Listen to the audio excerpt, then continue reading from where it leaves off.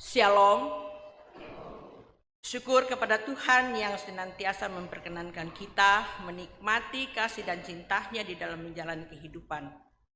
Syukur atas 506 tahun reformasi gereja sejak Bapak Gereja Martin Luther menegakkan dalil kebenaran yang tertuang dalam 95 tesis. Syukur kepada Tuhan atas 15 tahun lahirnya persekutuan kaum bapa di gereja Teraja. Mioli komi, tolepi, pisampa. Mari memaknai syukur itu di dalam perenungan. Hal yang lebih utama sebagai tema dalam ibadah saat ini. Karena itu, dengan bersuka cita kita menyatakan pujian pengagungan kepadanya. Jemaat silakan berdiri.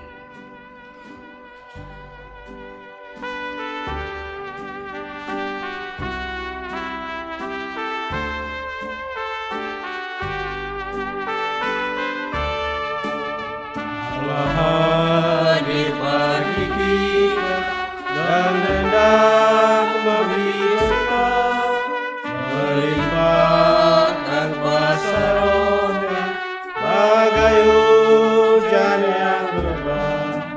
Dengan Roh Kudus ya Tuhan, umat-Mu berkatilah, baharui hati kami, oh curahkan dunia.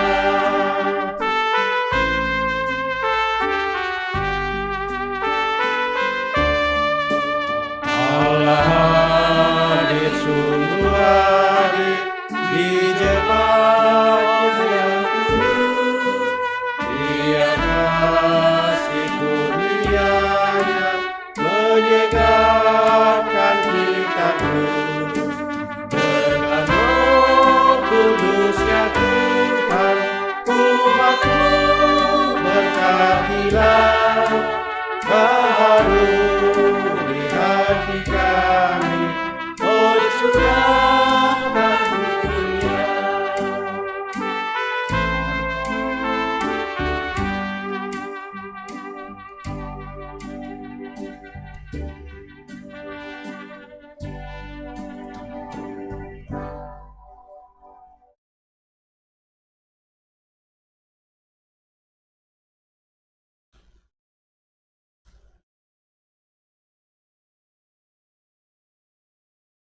Saudara-saudara, pertolongan kita adalah dalam nama Tuhan yang menjadikan langit dan bumi.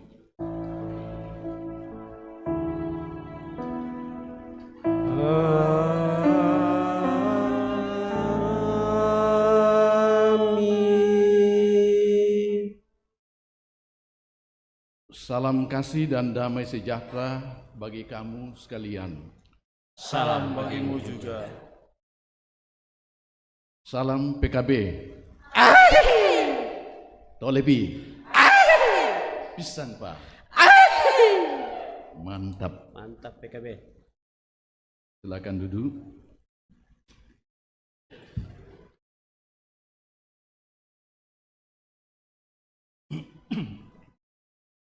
Saudara-saudara, menjalani kehidupan ini, kita diperhadapkan kepada dua jalan hidup, yaitu jalan hidup yang benar dan jalan hidup yang fasik. Secara logis, kita akan berkata, saya memilih jalan hidup yang benar. Namun, realita yang kita jalani justru lebih cenderung memilih jalan hidup yang fasik.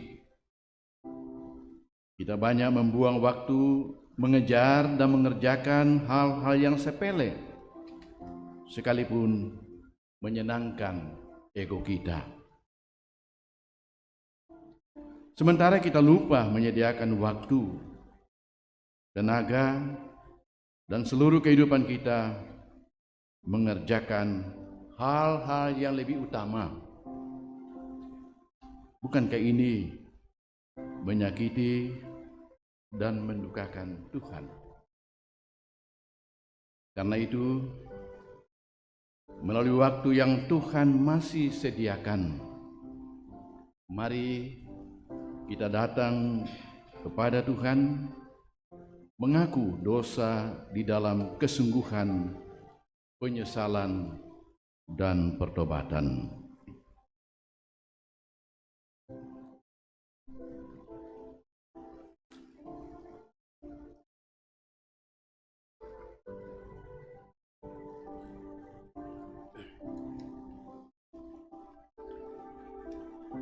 Berserah kepada Yesus.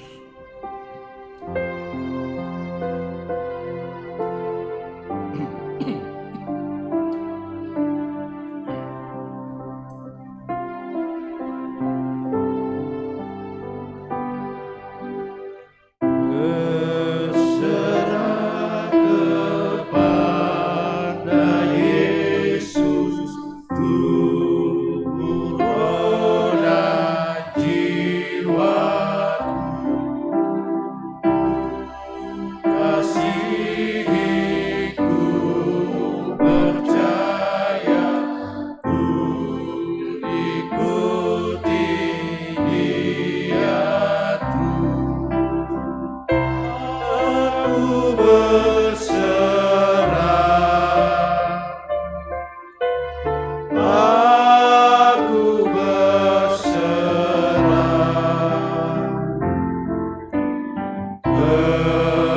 kepadamu, Juru Selamat. Aku berserah.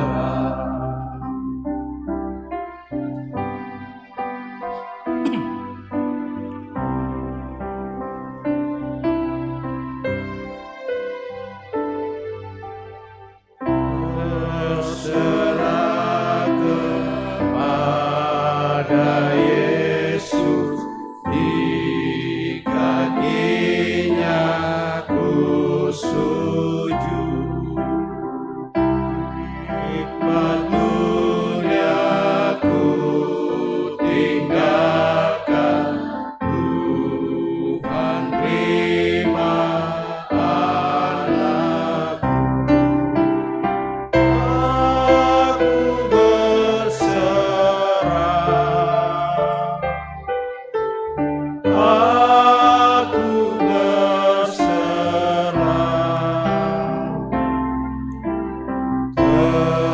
kepadamu, Juru Selamat. Aku berserah.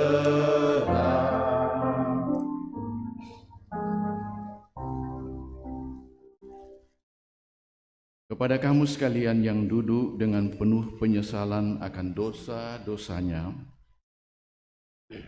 berita anugerah dari Allah diteguhkan kembali. Ia telah melepaskan kita dari kuasa kegelapan dan memindahkan kita ke dalam kerajaan anaknya yang kekasih.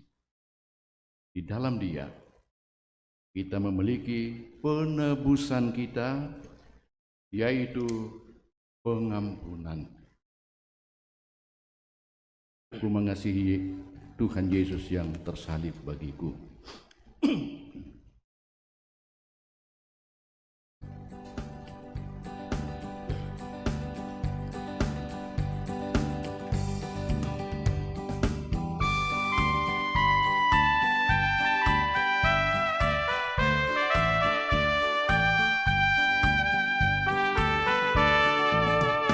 Mengasihi Tuhan Yesus yang tersalib bagiku. Segala dosaku dihapusnya hingga harum hidupku. Hatiku bersukacitalah, bersukacitalah, bersukacitalah. Hatiku bersukacitalah di dalam Yesus Tuhanku. Saudara-saudara, karena itu dengarkanlah petunjuk hidup baru seperti yang dituliskan dalam Injil Matius pasal 22 ayat 37 sampai 39. Kasihilah Tuhan Allahmu dengan segenap hatimu, dan dengan segenap jiwamu, dan dengan segenap akal budimu. Itulah hukum yang terutama dan yang pertama. Dan hukum yang kedua yang sama dengan itu ialah, kasihilah sesamamu manusia seperti dirimu sendiri. Kita akan membaca Mazmur Pujian secara responsoria yang terambil dari Mazmur 1 ayat 1 sampai dengan ayatnya yang ke-6. Berbahagialah orang yang tidak berjalan menurut nasihat orang fasik, yang tidak berdiri di jalan orang berdosa, dan yang tidak duduk dalam kumpulan pencemooh, tetapi yang kesukaannya ialah Taurat Tuhan, dan yang merenungkan Taurat itu siang dan malam. Ia seperti pohon yang ditanam di tepi aliran air, yang menghasilkan buahnya pada musimnya, dan yang tidak layu daunnya. apa saja yang diperbuatnya berhasil. Bukan demikian orang fasik, Mereka seperti sekam yang ditiupkan angin. sebab itu orang fasik tidak akan tahan dalam penghakiman. Begitu pula orang berdosa dalam perkumpulan orang benar. Sebab Tuhan mengenal jalan orang benar, Tetapi jalan orang fasik menuju kebinasaan.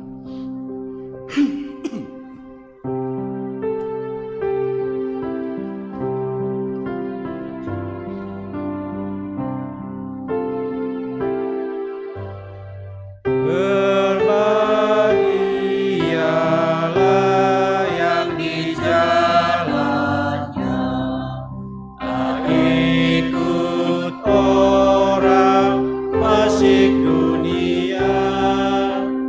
Berbahagialah yang tiada duduk dengan penghimpunan pengolok-olok, dan menggemari hukum Allahnya, dan siang malam memikirkannya.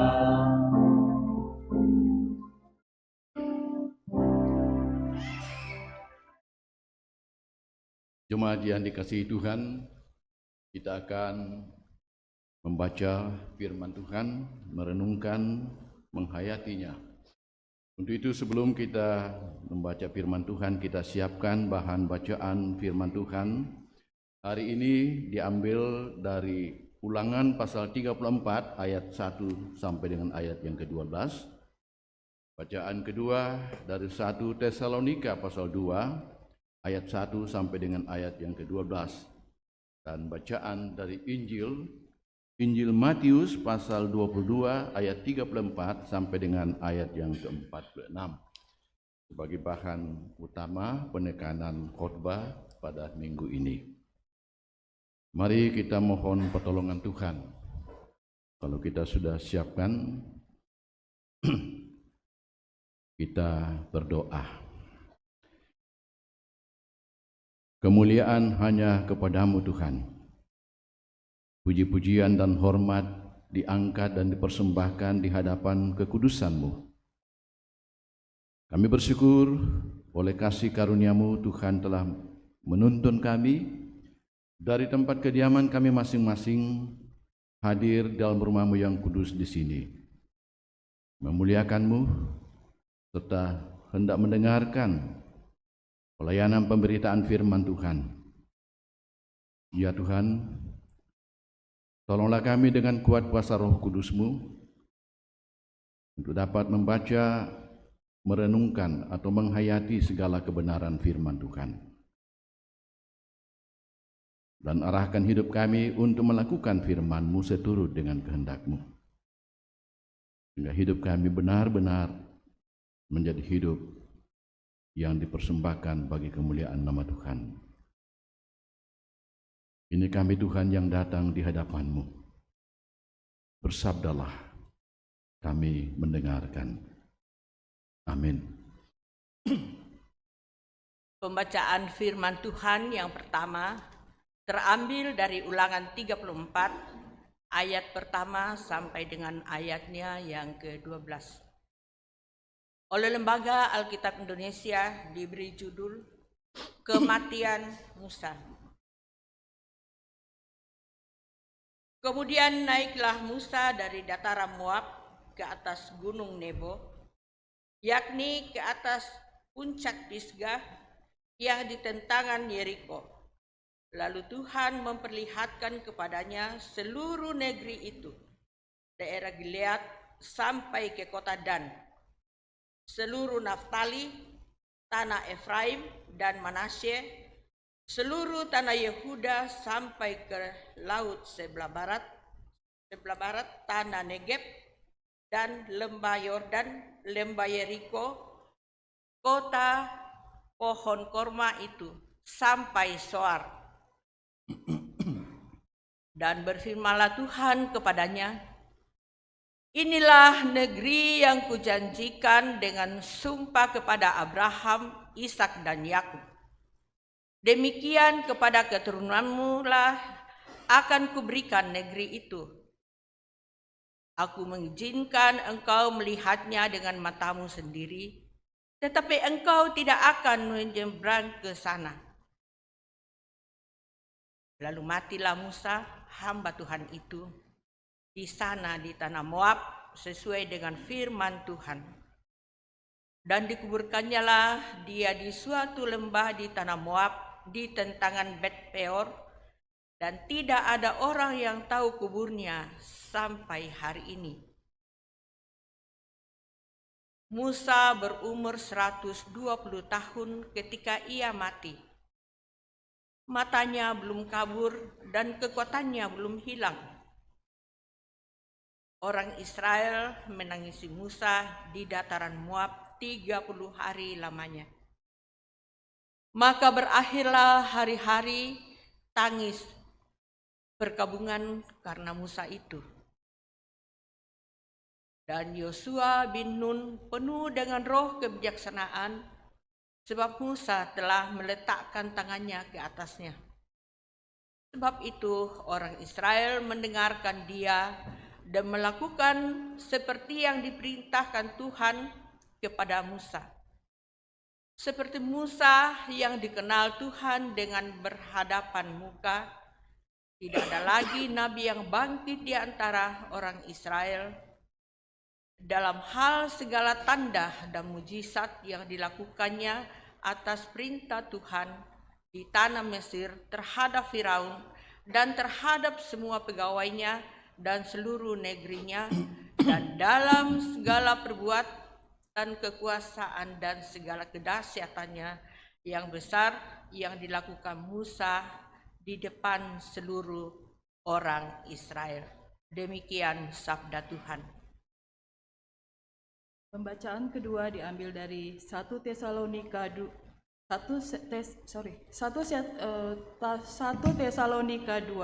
ayat 1 sampai 12. Kamu sendiri pun memang tahu, saudara-saudara, bahwa kedatangan kami di antaramu tidaklah sia-sia. Tetapi sungguh pun kami sebelumnya, seperti kamu tahu, telah dianiaya dan dihina di Filipi. Namun dengan pertolongan Allah kita, kami beroleh keberanian untuk memberitakan Injil Allah kepada kamu dalam perjuangan yang berat. Sebab nasihat kami tidak lahir dari kesesatan atau dari maksud yang tidak murni dan juga tidak disertai tipu daya. Sebaliknya, karena Allah telah menganggap kami layak untuk mempercayakan Injil kepada kami, karena itulah kami berbicara, bukan untuk menyukakan manusia, melainkan untuk menyukakan Allah yang menguji hati kita. Karena kami tidak pernah bermulut manis, Hal itu kamu ketahui dan tidak pernah mempunyai maksud loba yang tersembunyi. Allah adalah saksi, juga tidak pernah kami mencari pujian dari manusia, baik dari kamu maupun dari orang-orang lain. Sekalipun kami dapat berbuat demikian sebagai rasul-rasul Kristus, tetapi kami berlaku rahmah di antara kamu, sama seperti seorang ibu mengasuh dan merawati anaknya. Demikianlah kami dalam kasih sayang yang besar akan kamu bukan saja rela membagi Injil Allah dengan kamu, tetapi juga hidup kami sendiri dengan kamu, karena kamu telah kami kasihi.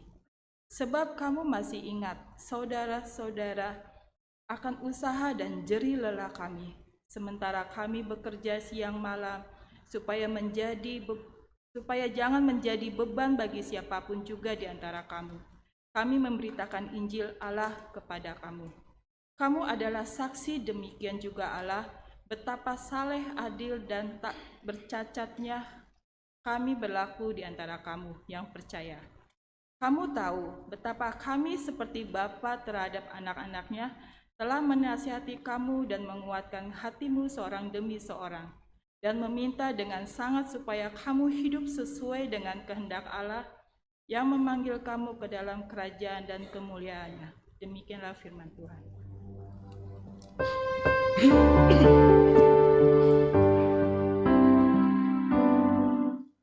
Haleluya, haleluya, haleluya.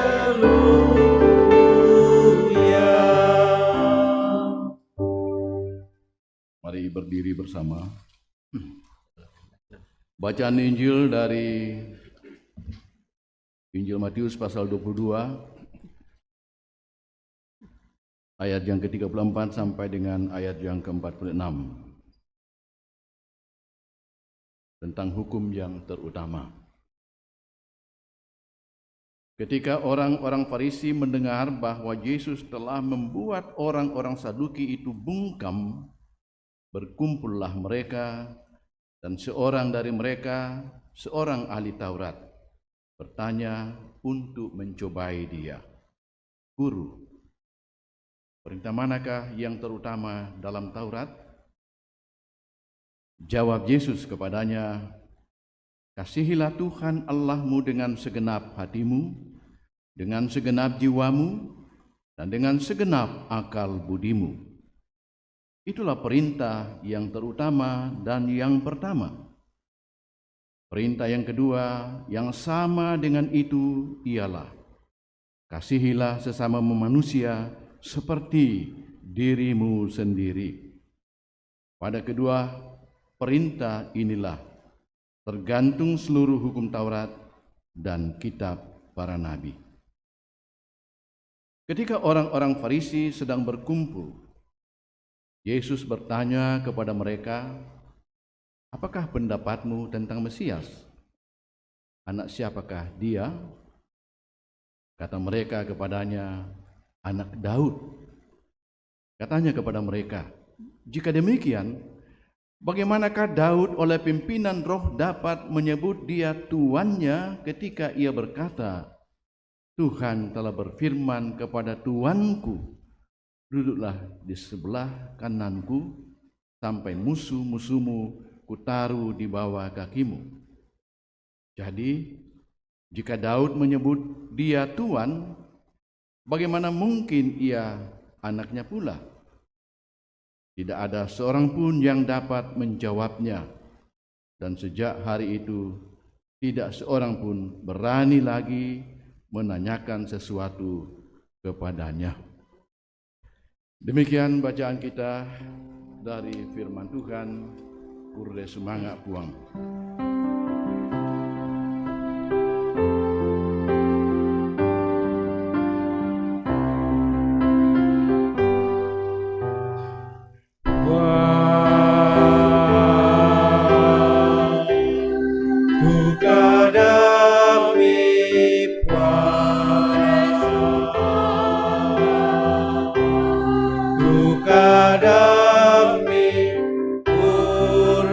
Sumangga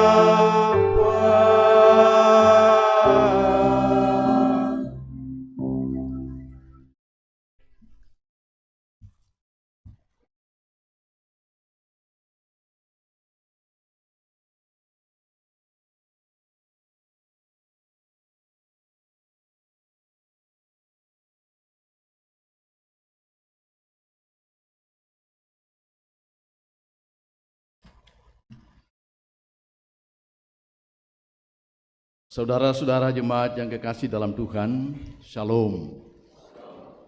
Puji Tuhan, oleh campur tangan Tuhan, oleh kasih karunia Tuhan, setelah lama tak berjumpa, hari ini kita berjumpa dalam ibadah bersama kepada Tuhan.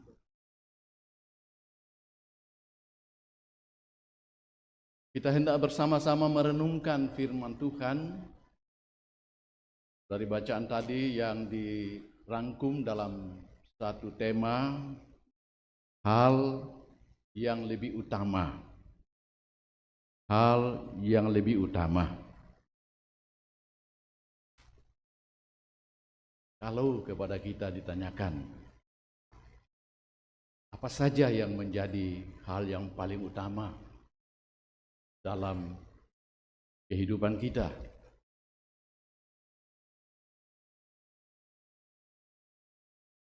Saya percaya bahwa pasti kita yang hadir saat ini akan mengemukakan berbagai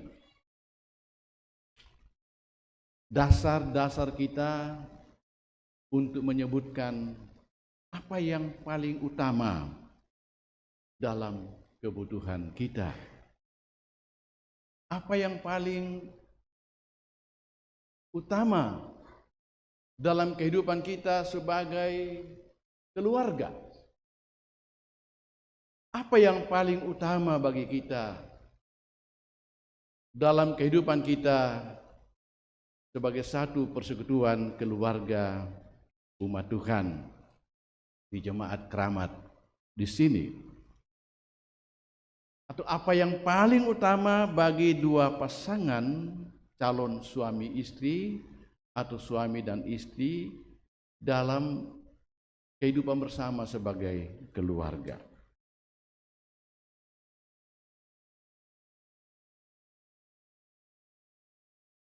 Saya pikir-pikir paling kurang ada dua faktor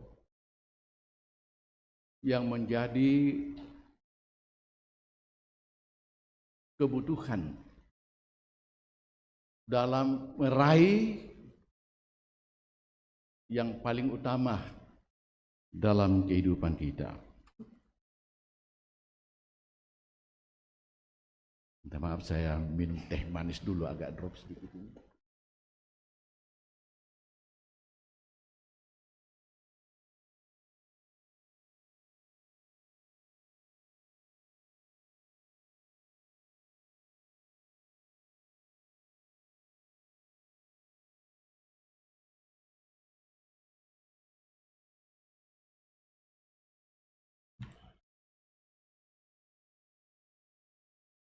Yang pertama, saudara-saudara,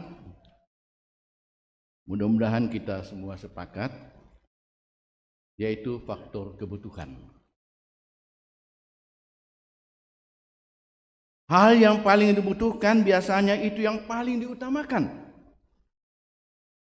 Seperti saya katakan tadi bahwa tentu masing-masing kita mempunyai alasan atau standar dalam menentukan yang paling utama itu yang menjadi kebutuhan kita.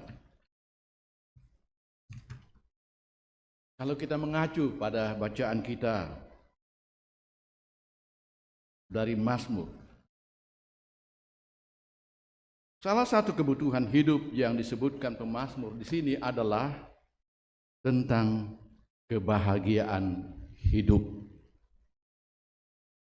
Saudara-saudara, hal kebahagiaan adalah hal yang pastilah dirindukan oleh setiap orang. Kalau ada yang tidak merindukan kebahagiaan dalam hidupnya, mungkin satu pertanyaan besar. Jadi apa yang menjadi kebutuhannya kalau bukan kebahagiaan yang dirindukan? Tapi pertanyaannya, saudara-saudara, bagaimana memiliki kebahagiaan itu? Ada banyak cara yang ditempuh orang untuk memiliki kebahagiaan hidup.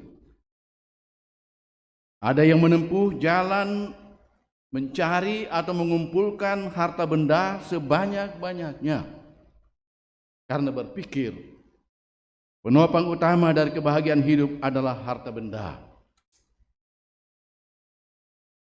Pertanyaan, apakah itu benar?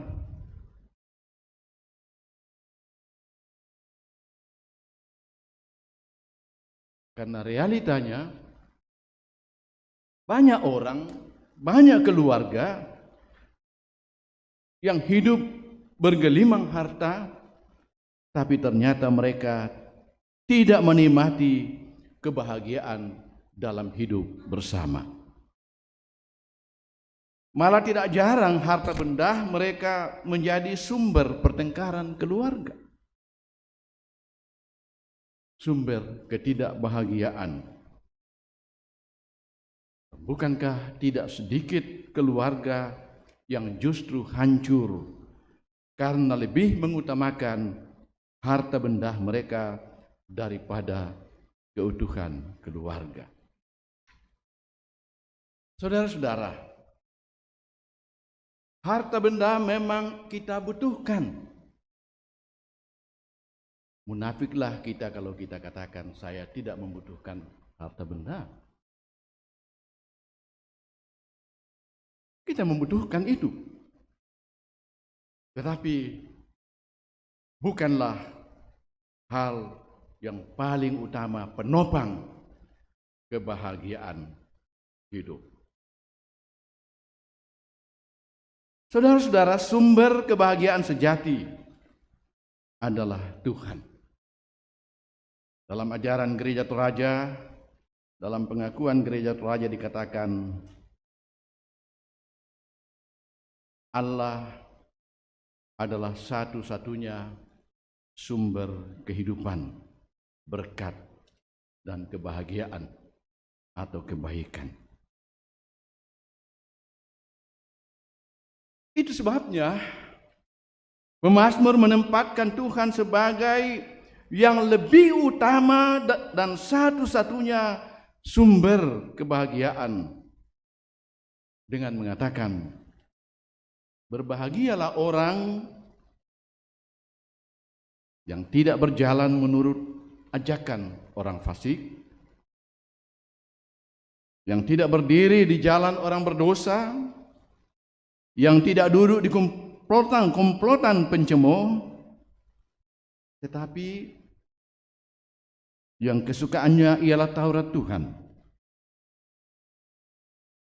Bukan saja suka, tetapi yang merenungkannya siang dan malam. Dan kebahagiaannya digambarkan pemazmur seperti pohon yang ditanam di tepi aliran air, yang menghasilkan buahnya pada musimnya, tidak pernah layu daunnya, apa saja yang dilakukannya berhasil. Luar biasa. Pemazmur menempatkan Tuhan sebagai yang paling utama oleh karena alasannya bahwa Tuhan itu adalah sumber satu-satunya dari kebahagiaan. Saudara-saudara, menarik kita perhatikan. Walaupun kebahagiaan hidup merupakan hal yang kita butuhkan, tetapi pemazmur tidak menjadikannya atau tidak menempatkannya sebagai hal yang paling utama. Apalagi menggantikan posisi Tuhan sebagai sumber kebahagiaan. Karena itu, yang paling utama bagi pemazmur, dan kiranya itu menjadi penghayatan kita yang paling utama dalam kehidupan kita. Seperti yang dikatakan pemazmur, yang kesukaannya ialah Taurat Tuhan. Yang kesukaannya adalah firman Tuhan. Karena suka, maka ia merenungkan firman Tuhan. Ia berupaya untuk menghayati apa kata firman Tuhan bagi hidupnya. Ia merenungkan Taurat Tuhan, merenungkan firman Tuhan siang dan malam. Itu landasan dari yang paling utama adalah firman Tuhan. Kebahagiaan dalam menyikapi firman Tuhan. Yang kedua, saudara-saudara, faktor motivasi hidup. Apa yang menjadi motivasi kita menjalani hidup ini? Hidup yang dianugerahkan Tuhan. Saya pikir kita perlu merenungkan apa yang menjadi motivasi hidup kita. Kalau kita membaca firman Tuhan dari pertama Tesalonika pasal 2 ayat 1 sampai 12 tadi, yang isinya mengisahkan tentang pengalaman hidup Rasul Paulus sebagai Rasul Yesus Kristus, yang oleh kasih karunia Tuhan dipanggil dan dipilih menjadi rasulnya. Kita semua tahu latar belakang Paulus sebelumnya. Dia seorang yang sangat jahat, yang sangat membenci pengikut-pengikut Kristus, yang sama dengan membenci Kristus. Tetapi oleh kasih karunia Tuhan, dalam perjalanan ke Damsyik untuk membinasakan orang-orang percaya kepada Yesus, Yesus menampakkan diri kepadanya. Saulus, Saulus, mengapa engkau mengejar-ngejar dan membenci aku? Dia rebah ke tanah, dan saat itu dia bertobat dari kehidupannya yang lama dan menjalani kehidupan yang baru sebagai Rasul Yesus Kristus. Apa yang menjadi motivasinya dalam memberitakan Injil? Tidak lain oleh karena Injil itu sendiri. Injil yang dikatakan dalam Roma pasal 1 adalah kekuatan Allah yang menyelamatkan semua orang, termasuk menyelamatkan dirinya sendiri. Itu yang menjadi motivasi bagi Paulus, sekalipun dalam pelayanan pemberitaan Injil ia begitu menghadapi banyak pergumulan-pergumulan. Tidak mudah, tetapi ia tetap memberitakan Injil kepada orang-orang di Tesalonika. Alasan utamanya karena ia menghayati bagaimana Allah mengasihi dia, dan ia pun juga harus menerapkan kasih itu kepada orang-orang Filipi. Ia melakukannya bukan oleh karena mencari nama, karena ingin dipuji, tetapi dikatakan karena Injil itu sendiri. Ia ingin supaya orang-orang di Tesalonika juga mengenal Injil yang menyelamatkan, yakni Injil tentang Kristus Yesus. Itu yang menjadi landasan motivasi dari Paulus. Kiranya itu pun juga menjadi motivasi bagi kita, saudara-saudara jemaat, dalam melakukan hal apapun. Dan karena itu kita hendak menempatkannya sebagai hal utama dalam kehidupan kita berjemaat. Yang ketiga, faktor kasih. Seperti dijelaskan panjang lebar dalam bacaan kita Injil Matius pasal 22 tadi. Saudara-saudara, yang menarik dan penting untuk kita perhatikan bersama dari Injil Matius pasal 22 ayat 34 sampai 46 adalah tentang hal yang dipertanyakan oleh orang-orang Saduki dan orang-orang Farisi yang datang kepada Yesus. Dikatakan dalam bacaan kita, dan seorang ahli Taurat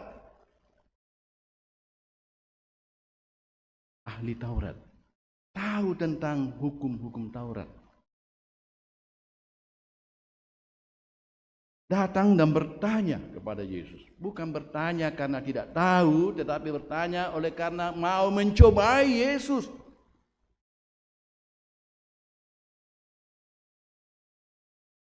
Sedalam apa pengenalan dan penghayatan Yesus tentang hukum Taurat? Ia bertanya, Guru, perintah atau hukum manakah yang terutama dalam Taurat? Yesus menjawab dengan tegas, kasihilah Tuhan Allahmu dengan segenap hatimu dan dengan segenap jiwamu dan dengan segenap akal budimu. Itulah hukum yang terutama dan yang pertama. Hukum yang kedua yang sama dengan itu ialah kasihilah sesamamu manusia seperti dirimu sendiri. Pada kedua hukum inilah tergantung seluruh hukum Taurat dan kitab para nabi.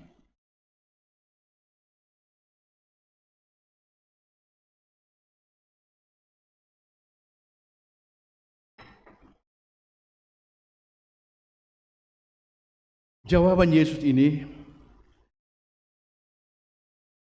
ia kutip dari Ulangan pasal 6 dan Imamat pasal 19 ayat 8. Yesus mau menunjukkan kepada mereka bahwa Yesus mengetahui dengan baik isi Alkitab, tetapi juga sekaligus ingin menempelak pertanyaan jebakan mereka.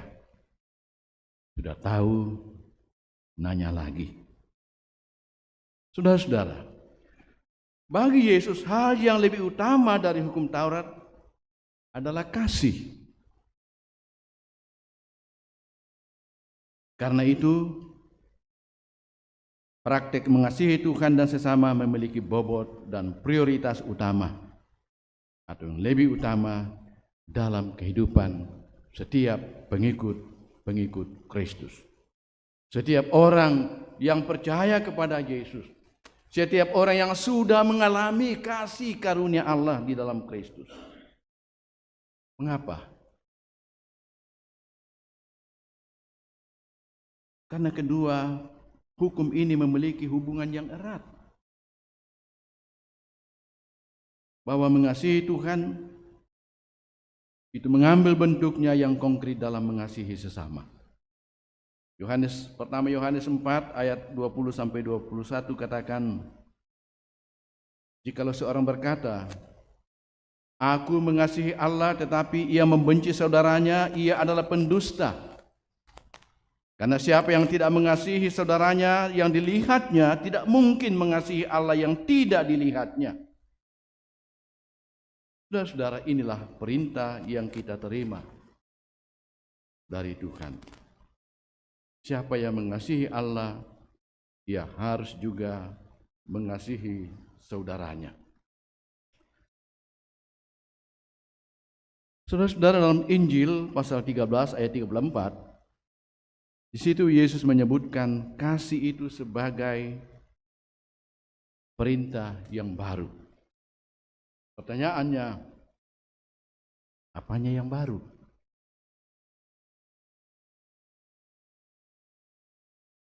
Yang baru bukan hukumnya atau aturannya, tetapi merujuk pada tindakan mengasihi yang benar, cara mengasihi yang benar. Dan bagaimanakah cara mengasihi yang benar?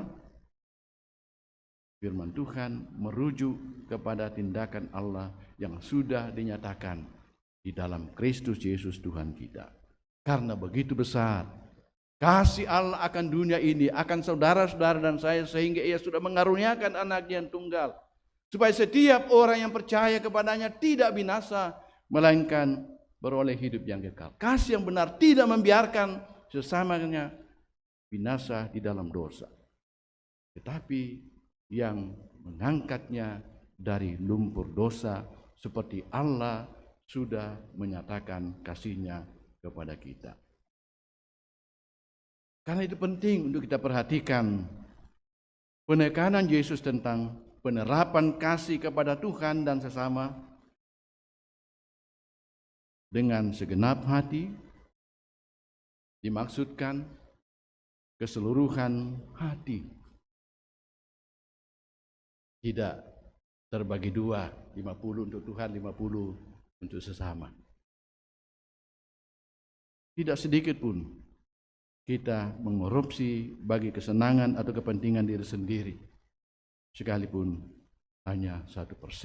Totalitas keseluruhan hidup ini, ya, segenap hati dan jiwamu dengan sepenuh akal budimu, itu dikatakan Yesus dengan menekankan tentang yang paling utama dari hukum Tuhan. Mengasihi sesama dengan segenap jiwa dimaksudkan sungguh-sungguh tulus. Tidak ada kepura-puraan. Tidak ada udang di balik batu. Tidak ada maksud tertentu yang tersembunyi untuk kepentingan diri sendiri. Ya, katakanlah, saya mengasihi Tuhan, karena itu saya rajin ke gereja membawa persembahan yang banyak. Dan ada maksud tertentu supaya Tuhan memberkati. Dan memberikan persembahan saya 50.000 dengan maksud supaya Tuhan melipat gandakan menjadi ya di atas 50.000. Ya, jangan minus. Ya. Itu tidak tulus. Segenap akal budi dimaksudkan meliputi segala pengertian kita, pengetahuan dan pengenalan kita akan Tuhan. Jadi bukan kasih yang pada dasarnya bergantung pada perasaan. Kalau merasa Tuhan itu baik-baik saja dalam kehidupan kita, mendengarkan doa-doa kita dan harapan-harapan kita, yang kita minta Tuhan penuhi. Tapi bagaimana kalau Tuhan tidak memenuhi seperti yang kita mintakan? Bukankah kita dengan buru-buru menjadi kecewa ketika harapan-harapan kita tidak terpenuhi? Dan itulah yang menunjukkan kasih yang rapuh, kasih kepada Tuhan yang begitu dangkal. Tidak seutuhnya, tidak totalitas dari kehidupan kita. Nah, begitu pula dengan mengasihi sesama dalam penerapan kehidupan kita sebagai perwujudan dari kita mengasihi Tuhan. Saudara-saudara, muncul pertanyaan bagaimana cara konkret mengasihi sesama manusia. Petunjuk Yesus dalam jawabannya terhadap orang Farisi sama seperti kita mengasihi Tuhan. Sama-sama dengan segenap hati, dengan sepenuh jiwa, dengan sepenuh akal budi.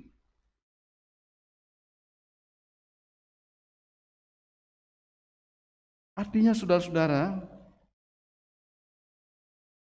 seperti kita mengasihi diri kita sendiri, seperti itulah yang harus kita lakukan terhadap sesama kita.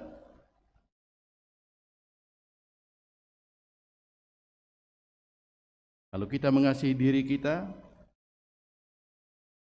tentu kita tidak ingin menyakiti diri kita. Kalau kita mencubit diri kita terasa sakit, maka jangan coba-coba mencubit sesama kita, karena mereka juga akan merasa sakit dari cubitan kita itu. Saudara, ada ungkapan yang mengatakan, jangan katakan apa yang akan kau lakukan, tapi lakukan apa yang kau katakan. Jangan katakan aku mengasihimu, istriku, anakku, dan lain sebagainya, saudara-saudaraku. Tapi lakukan, wujudkan tindakan itu dalam tindakan konkret. Karena itu saudara-saudara, mari kita belajar menerapkan kasih itu dengan melihat bagaimana Yesus mendemonstrasikan kasihnya kepada Allah Bapanya dan kasihnya kepada kita melalui tindakan yang konkret. Dalam mewujudkan kasihnya kepada Bapa, ia mentaati segala yang diperintahkan oleh Bapa kepadanya. Walaupun ia harus melewati jalan Via Dolorosa, jalan yang penuh dengan penderitaan, bahkan yang berpuncak di atas kematian, di atas kayu salib. Tetapi karena kasihnya kepada Bapa, ia rela dan ia mau dengan sepenuh hatinya, dengan setulus-tulusnya untuk melakukan perintah Bapanya. Untuk itulah ia datang ke dalam dunia. Dan dengan setulus-tulusnya ia mengorbankan hidupnya demi untuk kepentingan kita, penyelamatan kita dari kebinasaan karena dosa. Tadi di konsistori Bapak Tirta bilang begini, apa misalnya ini adalah Bapak Tirta? Kadang-kadang juga ini kasih membuat kita mengalami hal yang tidak kita ingini. Dia mengambil contoh dengan Pak Pendeta almarhum Pak Pendeta Yahya Boong yang kita semua dengar beritanya. Karena ia mengasihi orang yang di belakangnya meminta jalan, ia minggirkan mobilnya. Ternyata mobilnya itu masuk dalam tanah yang lembernya, masuk dalam jurang. Karena kasihnya. Aku bilang ke Bapak Tirta, oh iya, jangan pikiran kita manusia suci moto. Tapi bayangkan seandainya Allah di dalam Yesus Kristus berpikir-pikir tentang kasihnya, nah apa mau dadina kita teh, ya, kita akan binasa di dalam dosa kita. Oke, Bapak Tirta, oh ya, nah jawabannya sih kok apa pula di pokada. Nang susi metok tu firman Tuhan kita amini. Saudara-saudara yang kekasih dalam Tuhan. Sekarang pertanyaannya bagaimana dengan kita? Dalam berelasi dalam keluarga, antar suami dan istri, antar orang tua dengan anak-anak, dalam kehidupan kita berelasi dengan sesama anggota jemaat, dalam kita berelasi dengan sesama kita warga masyarakat yang Tuhan tempatkan dalam kehidupan kita sehari-hari.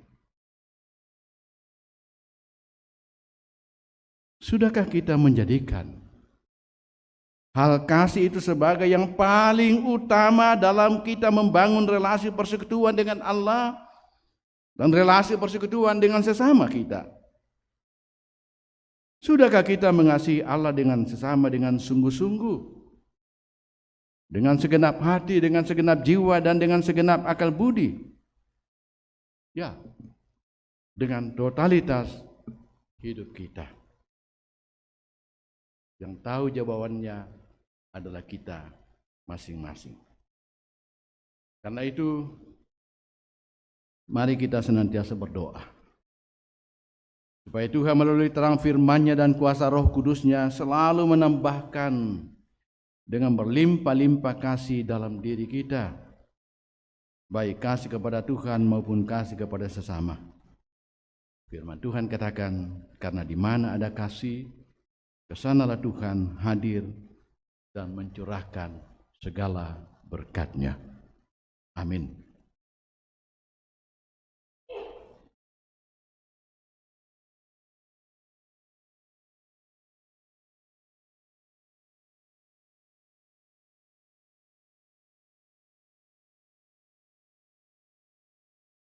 Kita masuk dalam saat teduh. Bersama kita telah mendengarkan firman Tuhan. Bersama kita telah diantar untuk menghayati apa itu kasih dan bagaimana kasih itu menjadi hal yang paling utama kita tempatkan dalam kehidupan kita. Kita sadar betapa kadang-kadang kita hanya begitu cerdas begitu lancar menyebutkan tentang kasih, tetapi begitu lamban kita mewujudkan kasih itu dalam tindakan-tindakan. Karena itu Roh Kudus menolong kita. Mari kita bersama-sama berdoa doa Bapa kami. Bapa kami yang di sorga, dikuduskanlah namamu, datanglah kerajaanmu. Jadilah kehendak-Mu di bumi seperti di sorga. Berikanlah kami pada hari ini makanan kami yang secukupnya. Dan ampunilah kami akan kesalahan kami, seperti kami juga mengampuni orang yang bersalah kepada kami. Dan janganlah membawa kami ke dalam pencobaan, tapi lepaskanlah kami daripada yang jahat. Karena Engkaulah yang punya kerajaan dan kuasa dan kemuliaan sampai selama-lamanya. Amin. Mari jemaat kita berdiri bersama-sama, kita ikrarkan pengakuan iman kita lewat pengakuan iman rasuli. Masing-masing kita berkata, aku percaya kepada Allah, Bapa yang Maha Kuasa, Khalik langit dan bumi, dan kepada Yesus Kristus, Anaknya yang tunggal Tuhan kita, yang dikandung daripada Roh Kudus, lahir dari anak darah Maria, yang menderita di bawah pemerintahan Pontius Pilatus, disalibkan, mati dan dikuburkan, turun ke dalam kerajaan maut.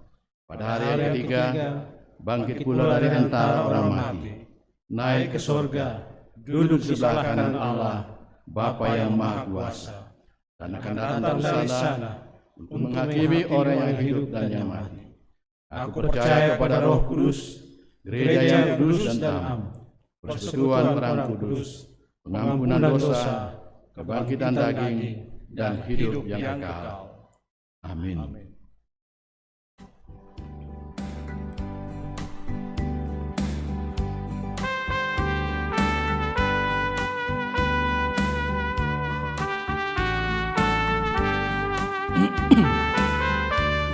Ada yang tanya kepadaku, siapa Yesus yang jadi junjunganku, Juru Selamat dan Tuhanku. Artinya ku beritahukan kepadamu, Dia segalanya bagi diriku, Dia segalanya dalam hidupku. Dia mati bagiku, aku jadi baru. Dia ingin jadi Juru Selamatmu.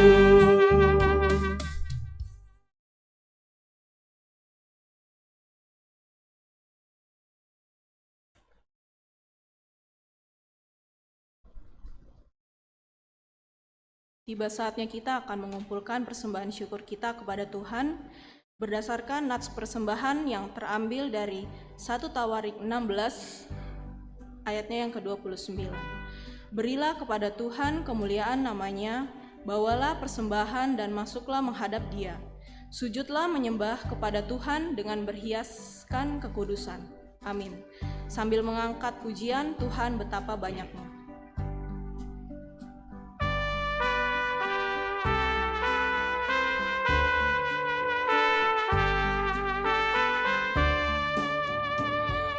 Tuhan betapa banyaknya berkat yang Kau beri,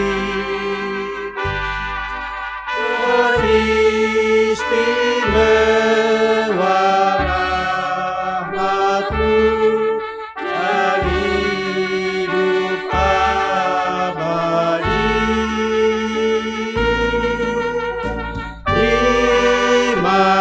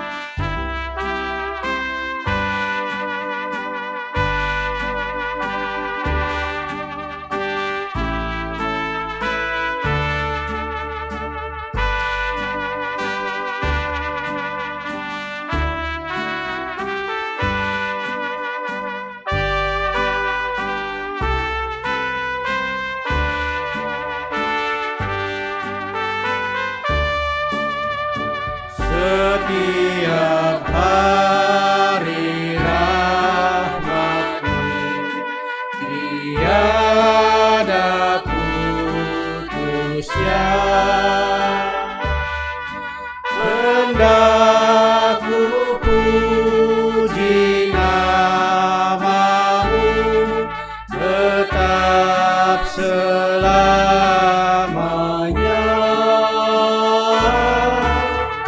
Terima kasih ya Tuhanku atas keselamatanku.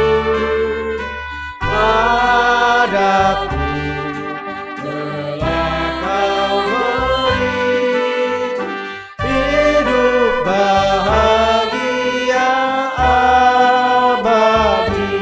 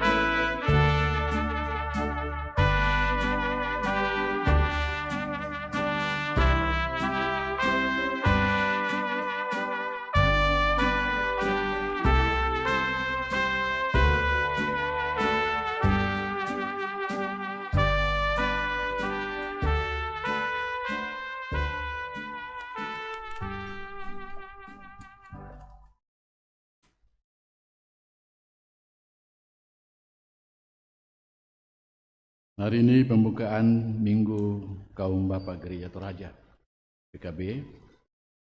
Karena itu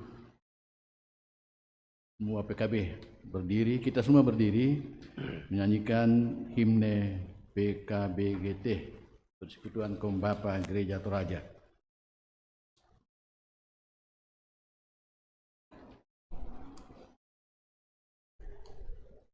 Yang merasa kaum bapak. Ya, secara bersama, ibu-ibu juga bagian dari PKB.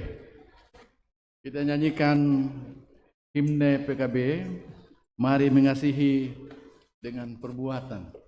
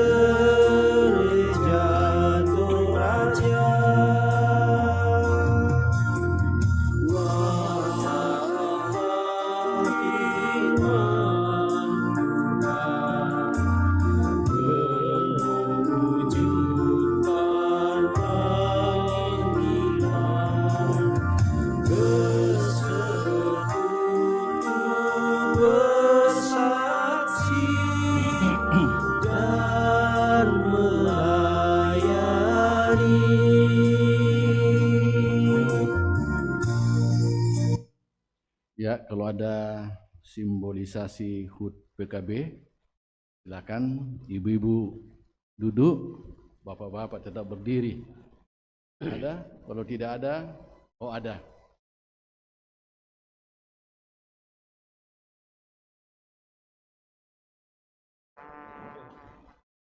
Kuenya PKB imut-imut. Tidak sebesar PKB. Ya, usianya masih muda. Masih muda, baru 15 tahun. Silakan, siapa yang pimpin ini? Pemotongan kue.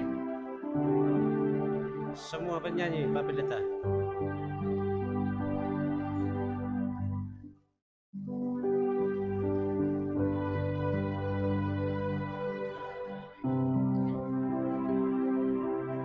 Ya, duduk dulu.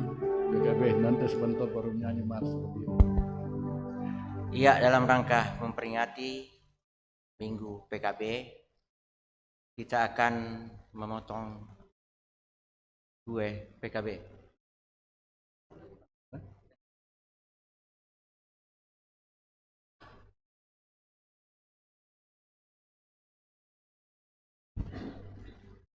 Mohon musik dibantu, kita akan menyanyi Selamat Ulang Tahun PKB.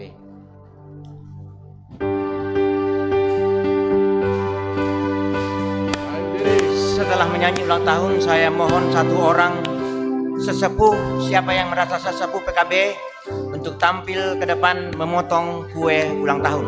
Saya tidak menunjuk siapa yang paling merasa sesepuh, mohon maju ke depan.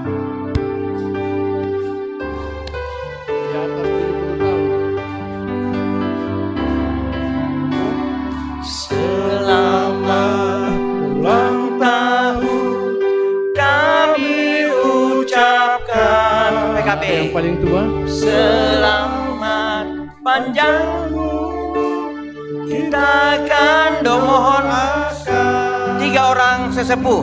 Selamat panjang sesepuh PKB Jemaat. Santosa. Kalau ragu-ragu, mohon Pak Simon Lebang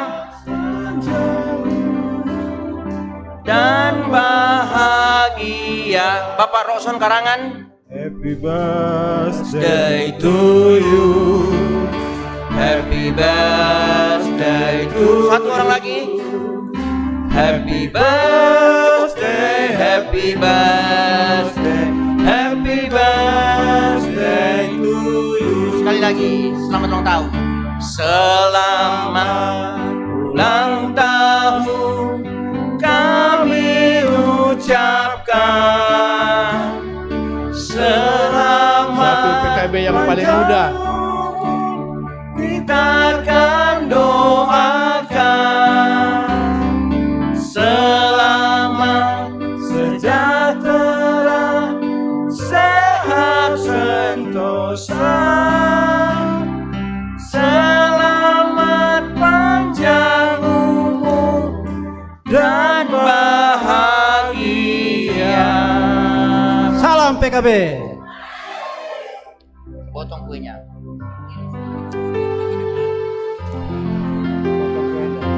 Potong kuenya, potong kuenya, Potong kuenya sekarang juga, sekarang juga, sekarang juga. Tiup lilinnya, tiup lilinnya, tiup lilinnya sekarang juga, sekarang juga, sekarang. 3, 2, 1. Potong kuenya, potong kuenya, potong kuenya sekarang juga, sekarang juga, sekarang juga.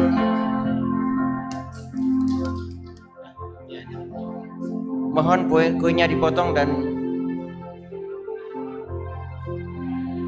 mohon kesediaan Pak Pendeta untuk menerima potongan kue. Bisa Pak Pendeta turun untuk menerima. Silakan kuenya dipotong dan diberikan ke Pak Pendeta. Terima kasih kesediaan Pak Pendeta.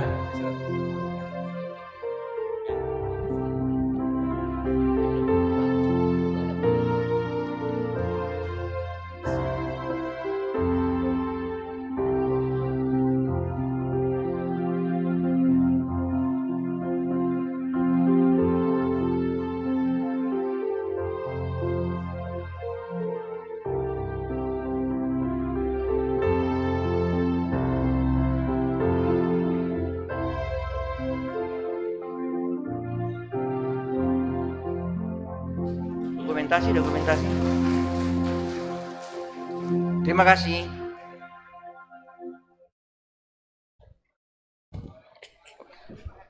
Ya, terima kasih. Nanti kita lanjutkan potong kuenya setelah ibadah. Ya, dilanjutkan dengan Mars PKB. PKB. Mari kita berdiri. Bapak PKB, Mars PKB. Wahai kaum Bapa, kaum yang bersahaja, panutan dalam jemaat dan masyarakat, lakukan tugasmu dengan penuh tanggung jawab sebagai teladan keluarga.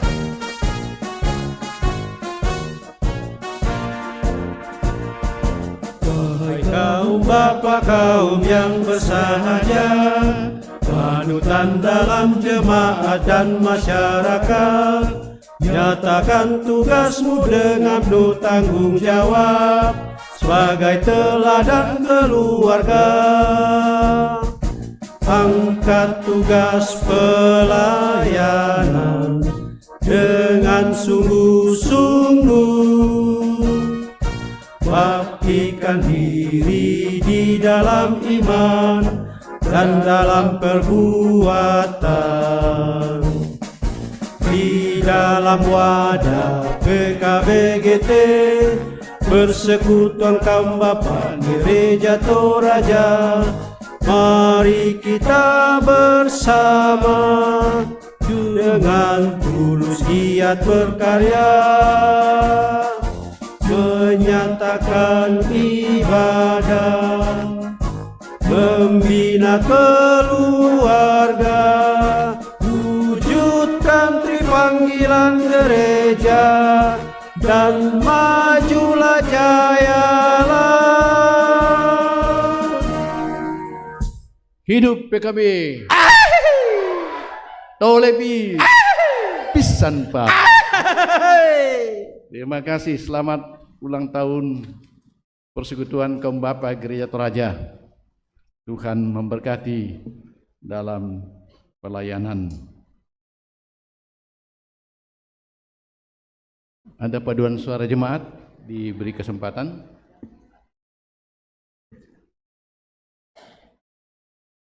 Hah?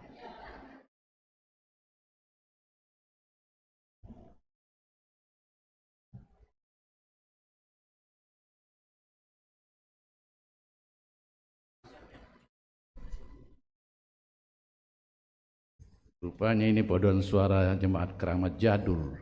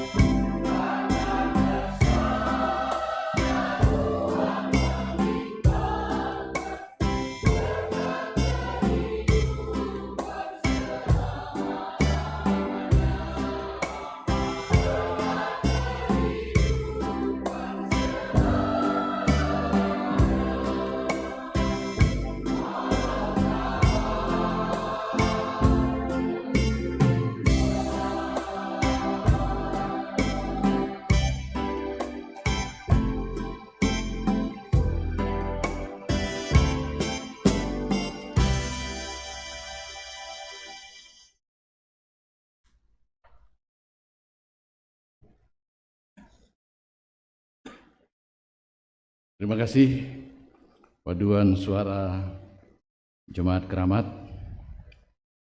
Ini mengingatkan saya kembali 20 tahun yang lalu ya, ketika Jemaat Keramat menyanyikan lagu ini di rumahnya Pak siapa? Pak Nonongan, dan mendapat apresiasi 5 juta. Luar biasa. Ya, 5 juta untuk Tuhan. Kemuliaan bagi Tuhan. Sungguh alangkah baik bila saudara bersaudara diam dengan rukun, karena menempatkan Tuhan sebagai yang paling utama dalam kehidupan kita. Amin.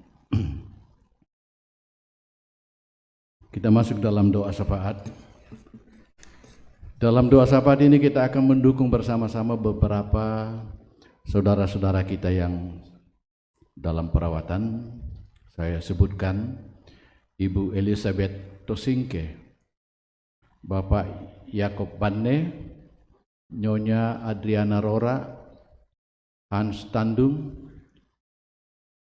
orang tua dari Nyonya Reni Ruruk, Bapak Nestor Kuera, Ibu Eni Yetolla, Jessica Palalung, Bapak Darwin Salurante, Bapak Nicholas Mangididi, Bapak Herman Massa, Bapak David Labu, Bapak Andreas Garin, Opa Standin, Bapak Habel Tiondo, Nyonya Deborah Parana, orang tua dari Bapak Yafet Paramulia, Bapak Yesaya Ampangallo, orang tua dari Ibu Reni Liwan, Bapak Petrus Pulung, Nyonya Lince Eskandari, Nyonya Hermin Tanduk, Dina Pakambanan, Karlina Tetta, Suryani Bualangi, Bintang Hutapea, Saudara Randi Prenata Ramma, Simon Rora, Bapak Simon Rora, Nyonya Elsa Apatabang, Nyonya Justiana Pulung, Nyonya Alfrida K. Patanda, Bapak Rokson Karangan. Kemudian anggota-anggota jemaat yang sedang berulang tahun mengalami berkat-berkat Tuhan dari tanggal 29 sampai tanggal 4 November. Oscar Rio Wahyu Massa, Madeleine Bunga Ampang, Bapak Bamba Matandung, Novianus Pangarungan, Enos Insagi Tandirapak, Ekleirsa, wah susah disebut deh, Birolnov Bane Padang, Selvi Tumari, Henry Albert Limbong, Novita Sari Paseno. Itu saudara-saudara kita yang bersyukur atas berkat ulang tahun. Kita juga doakan anggota-anggota jemaat yang berulang tahun mensyukuri ulang tahun pernikahan. Kemudian kita doakan seluruh warga jemaat Tuhan, pergumulan-pergumulan keluarga, usaha dan pekerjaan, mencari pekerjaan, termasuk mencari jodoh, PHK, lanjut usia, janda, duda, yatim piatu, jauh dari suami, istri, orang tua, anak atau saudara karena pekerjaan-pekerjaan dan lain sebagainya. Studi anak-anak sekolah tingkat SD, TK, SD, SMP, SMA sampai perguruan tinggi. Pelayanan lingkup klasis Pulau Jawa, Sinode Wilayah dan Sinode Gereja Toraja, pemerintah Republik Indonesia dan para pemimpin daerah khususnya Pemkot DKI Jakarta Utara serta keamanan bangsa Indonesia, perdamaian dunia dan kesehatan seluruh dunia. Itu pokok-pokok doa syafaat kita. Mari kita satukan hati kita dalam doa. Puji dan syukur Bapa kami angkat kepadamu, segala kasih setia Tuhan yang telah memberkati kami, dalam persekutuan ibadah kami kepadamu, bersama-sama memuliakan-Mu, dan bersama-sama dibekali dengan firman Tuhan. Firman Tuhan yang mengajar kami untuk menempatkan Tuhan di atas segala-galanya yang paling utama dalam kehidupan kami. Karena Tuhanlah sumber segala berkat dalam kehidupan ini. Tuhan, firman-Mu mengajar kami membangun kehidupan persekutuan bersama, bagi keluarga dan sebagai persekutuan umat Tuhan. Di atas landasan kasih, sebagaimana Tuhan mengasihi kami dalam Kristus Yesus, demikian kami menyatakan tindakan kasih dalam kehidupan bersama satu terhadap yang lain. Ya Bapa di sorga, kami bersama-sama berdoa untuk persekutuan jemaat-Mu di sini. Berkatilah majelis gereja jemaat-Mu, para penatua dan diaken, bersama-sama dengan kedua hamba Tuhan, pendeta jemaat-Mu, dalam mengangkat tugas panggilan pelayanan, membangun persekutuan jemaat selaku tubuh Kristus, dan bersama-sama dengan pengurus organisasi intragerejawi, sehingga jemaat Tuhan di jemaat Keramat di sini terus bertumbuh, berbuah-buah, dan memuliakan Tuhan, karena persekutuan kasih yang merupakan landasan utama dalam mereka membangun kehidupan persekutuan. Ya Tuhan, kami bersama-sama berdoa untuk saudara-saudara kami yang sedang menjalani proses perawatan atau pengobatan, baik mereka yang dirawat di rumah sakit atau berobat jalan. Kiranya segala upaya-upaya pengobatan mereka Tuhan berkati, Tuhan anugerahkan berkat-berkat kekuatan baru dan kesembuhan, sehingga mereka sungguh-sungguh merasakan bahwa Tuhan selalu hadir di tengah-tengah pergumulan mereka, hadir menopang, menguatkan, dan menyelamatkan. Bapa di sorga, kami bersama-sama bersyukur atas berkat tambahan setahun usia bagi anggota-anggota jemaat-Mu, yang baru saja kami sebutkan nama mereka satu persatu di hadapan-Mu Tuhan, bahwa berkat tambahan setahun usia adalah anugerah Tuhan.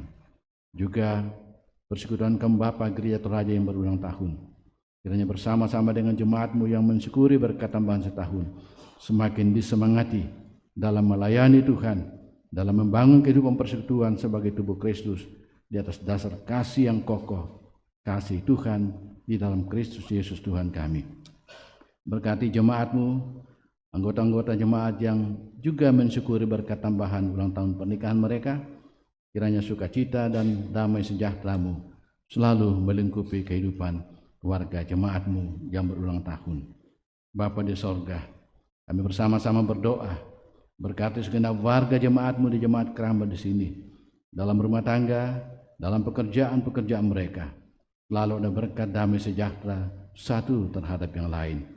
Dan Tuhan selalu dimuliakan sebagai sumber kehidupan, berkat, dan kebahagiaan yang sempurna. Kami bersama-sama berdoa, berkati dalam mengangkat pekerjaan-pekerjaan mereka, usaha-usaha mereka, menjadi bagian dari Tuhan pakai, mengaruniakan berkat-berkat kehidupan. Kami berdoa bagi anggota-anggota jemaat-Mu yang sementara berjuang mencari pekerjaan, atau juga untuk mendapatkan jodoh dari Tuhan.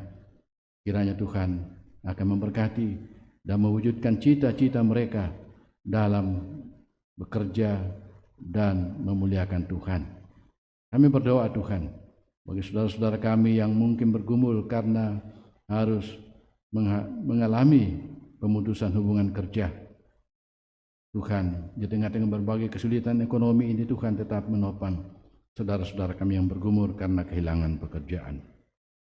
Kami berdoa memohon berkat-Mu bagi anggota-anggota jemaat-Mu yang lanjut usia, janda, duda, yatim piatu.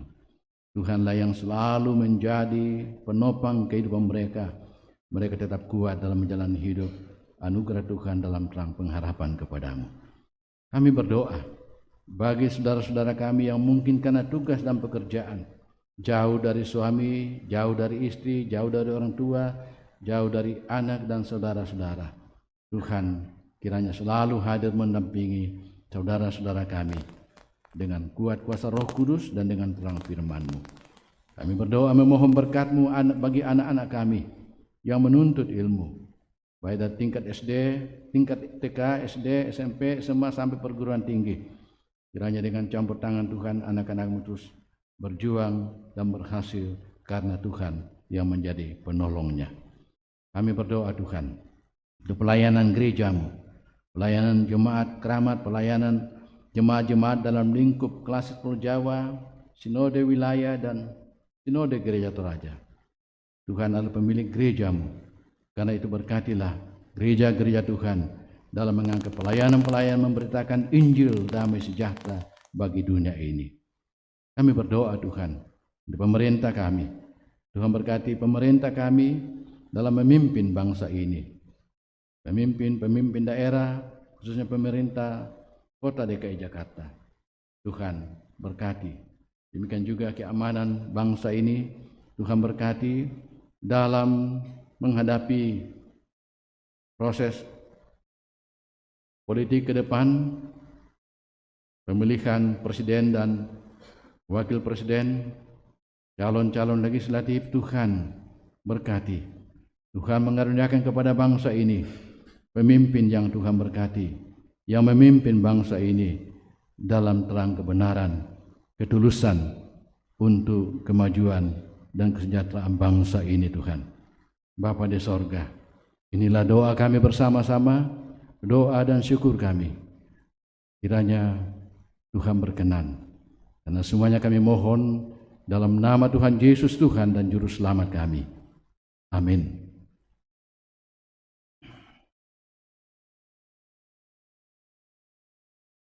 Mari jemaat kita bangkit berdiri bersama-sama, kita nyanyikan kasih karunia Tuhan Yesus, ya kasih Allah dan Roh Kudus.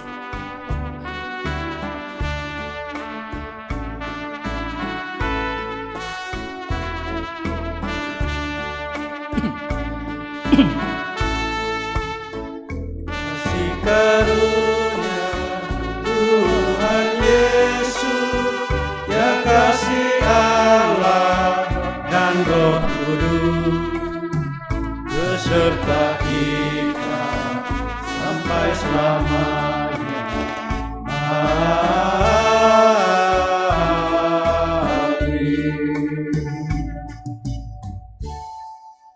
Jemaat, pergilah dan pancarkan hidup yang mengasihi Tuhan dan sesama sebagai sebuah keutamaan di dalam menjalani kehidupan yang Tuhan anugerahkan. Arahkan hati kamu kepada Tuhan. Terimalah berkat Tuhan. Tuhan memberkati engkau dan melindungi engkau.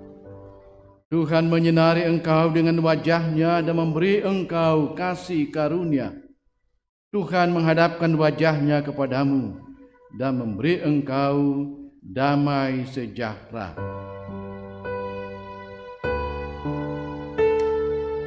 Amin. Amin. Amin.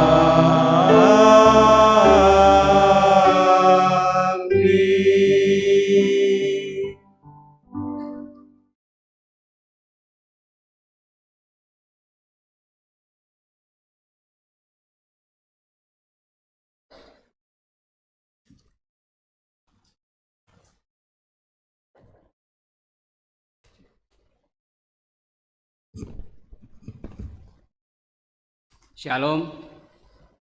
Mohon kebesarannya sebentar, kita akan dengarkan firman Tuhan. Kita akan dengarkan warta jemaat pada siang hari ini.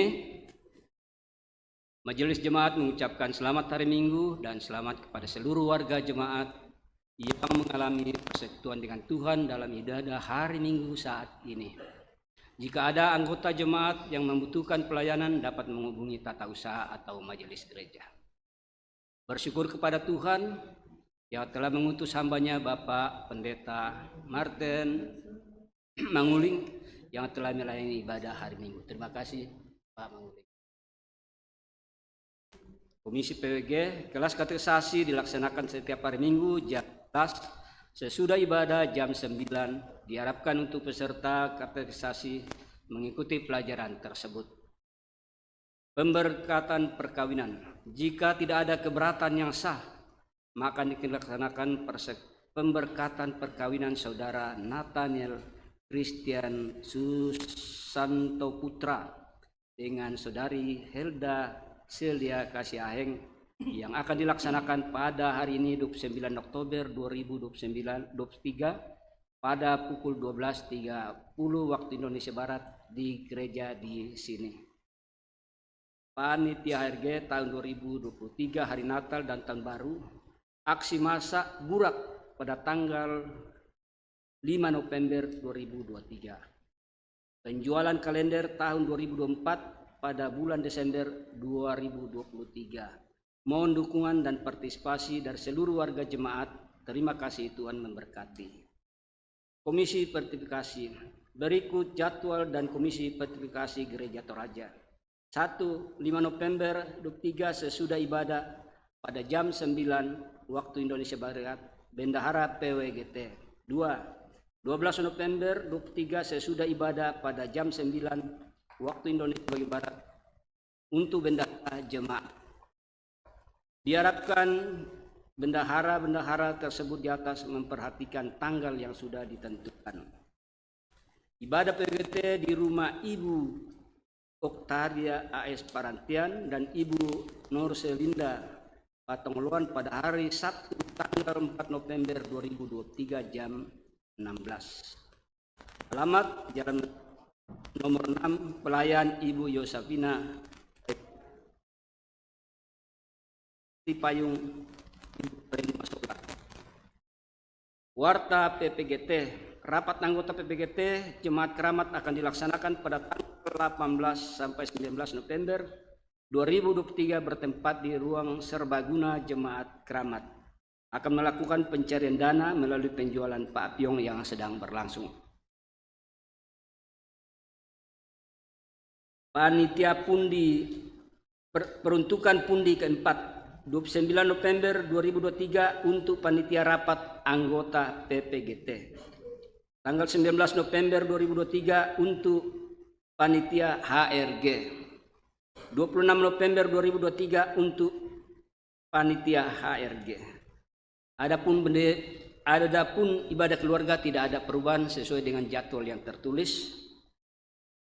Anggota jemaat yang berulang tahun kita sudah berdoa, berita sakit juga sudah didoakan, dan sekali lagi selamat ulang tahun untuk PKBGT. Neolikomi. Ada berita tambahan kepada teman-teman PPGT, dimohon bantuannya untuk angkat bunga dari lantai 1 setelah ibadah selesai. Pure, terima kasih. Ada lagi berita tambahan, koreksi untuk laporan keuangan. Pada bagian informasi penerimaan keuangan transfer di bawah jemaat tertulis nomor PSB 021 yang seharusnya nomor PSB 121. Terima kasih. Ada lagi tambahan, tadi sudah ditemukan gelang, ada gelang ditemukan, mungkin ada yang merasa kehilangan gelang, harap dihubungi majelis gereja. Kalau tidak ada, yang diambil oleh yang bawa pengumuman. Jadi diharap supaya hubungi Kautusari. Terima kasih banyak. Demikianlah warta jemaat. Selamat malam, selamat siang. Terima kasih.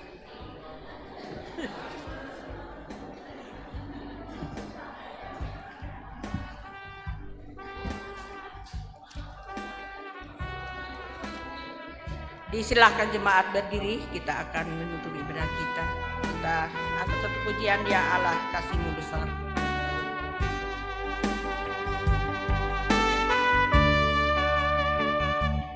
Allah kasih-Mu besar, lebih besar dari segala yang ada dalamnya, tiada terjauh kau luasnya, ya Yesus kasih-Mu besar, lebih besar dari segala kekal Engkau beri, dan aku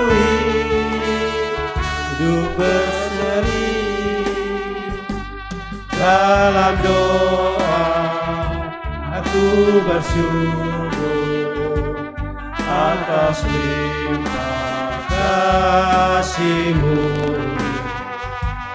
Ajar aku mengasihi-Mu dan sesama manusia. Demikian ibadah kita pada siang hari ini. Silakan ambil dulu. Selamat hari Minggu.